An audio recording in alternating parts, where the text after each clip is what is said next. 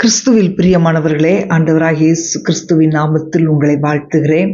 ஏசாயா 51:2 அவன் ஒருவனாயிருக்கையில் நான் அவனை அழைத்து அவனை ஆசீர்வதித்து அவனை பெருக பண்ணினேன்.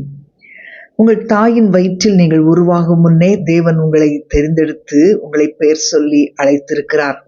தங்கள் வாழ்க்கையில் உள்ள தேவனுடைய அழைப்பை அநேகர் அறிந்து அங்கீகரித்து வாழ்நாளெல்லாம் அவரை பின்பற்றுகிறார்கள். அவர்கள் தங்களுக்கும் தங்கள் வாழும் சமுதாயத்திற்கும் குடும்பங்களுக்கும் ஆசீர்வாதமாக விளங்குகிறார்கள்.